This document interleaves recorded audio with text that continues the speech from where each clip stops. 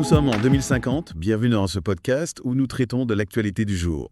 Notre voyage dans le futur de la médecine commence en 2025 à Singapour avec un événement qui a fait couler beaucoup d'encre à l'époque. Effectivement, le 16 janvier 2025, le premier hôpital entièrement automatisé ouvrait ses portes. Je me souviens des débats passionnés que ça avait suscité. Certains craignaient une déshumanisation des soins, tandis que d'autres y voyaient une avancée majeure pour l'accessibilité.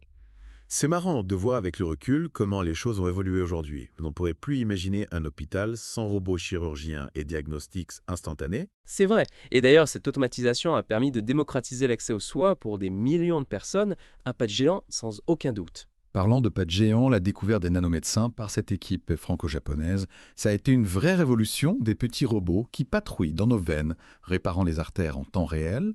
On se croirait dans un film de science-fiction. Absolument, fini les AVC soudains et les crises cardiaques imprévisibles. Grâce à ces nanomédecins, nos artères sont constamment surveillées et réparées avant même qu'un problème ne survienne. On se sent tout de suite plus serein, n'est-ce pas? Et qui aurait cru qu'on pourrait un jour imprimer des organes sur mesure dans un simple supermarché? Ah, le supermarché médical de Paris, une véritable prouesse technologique. Besoin d'un nouveau foie, on fait ses courses et hop, on repart avec un organe flambant neuf. C'est aussi simple que ça en 2050. Bon, peut-être pas aussi simple, j'imagine qu'il y a quand même quelques démarches administratives, mais on est loin des listes d'attente interminables il y a quelques années. Et puis, soyons honnêtes, qui n'a jamais rêvé d'un check-up médical complet en se regardant dans le miroir? Le miroir intelligent, c'est un peu le rêve devenu réalité. Il analyse notre peau, nos yeux, notre respiration et détecte 95% des pathologies avant même qu'on ne ressente le moindre symptôme. Fini les rendez-vous médicaux à rallonge et les salles d'attente bondées. On gagne un temps précieux et on peut se concentrer sur l'essentiel, profiter de la vie. Et justement, parlons d'une innovation qui a révolutionné nos nuits, le matelas quantique. Ah oui, le sommeil version 2050, 3 petites heures sur un matelas quantique, et on se réveille aussi frais qu'après une nuit complète de 8 heures. Le secret, une technologie qui harmonise nos ondes cérébrales et optimise la régénération cellulaire pendant le sommeil.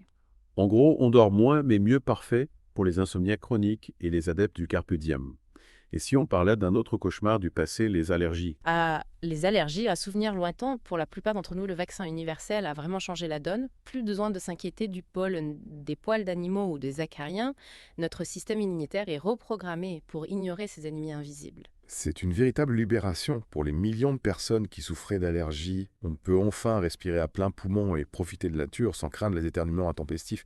Et puis, il y a une innovation qui me fascine particulièrement, même si elle soulève encore des questions éthiques, la télépathie thérapeutique.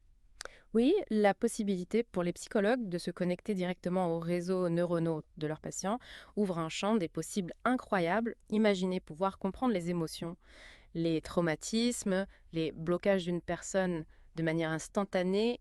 C'est une révolution pour le traitement des troubles mentaux. C'est vrai, mais on ne peut pas ignorer les questions de confidentialité et de manipulation mentale que cette technologie soulève. C'est un sujet qui mérite une réflexion approfondie.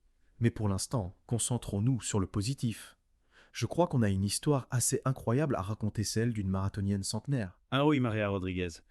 Une véritable inspiration pour nous, tous à 103 ans, elle vient de terminer son premier marathon.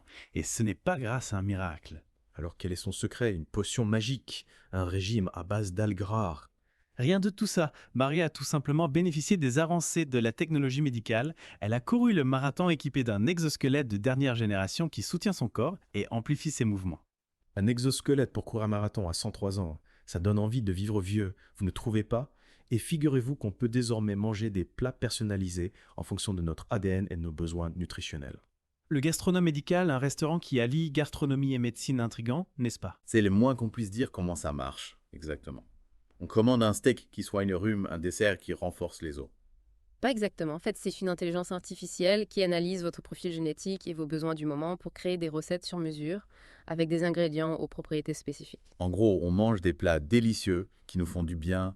La médecine du futur a vraiment bon goût. Absolument. Et ce n'est un aperçu des innovations qui façonnent la santé en 2050. On pourrait parler pendant des heures des progrès en bioingénierie, en génétique, en nanotechnologie. C'est vrai. Et on n'a même pas abordé les implants cérébraux qui améliorent la mémoire, les prothèses bioniques qui nous rendent plus forts et plus rapides, les thérapies géniques qui corrigent les maladies héréditaires.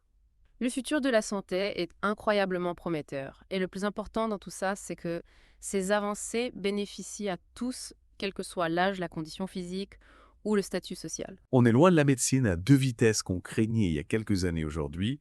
La santé est un droit accessible à tous. Et ça, c'est une véritable victoire. Et pour finir, j'aimerais lancer une petite réflexion à nos auditeurs. Si vous pouviez choisir un super pouvoir médical, lequel choisiriez-vous? La capacité de guérir instantanément les autres ou l'immortalité? Voilà une question qui donne matière à réflexion. N'hésitez pas à partager vos réponses et vos commentaires. On se retrouve très bientôt pour explorer de nouveaux horizons du futur.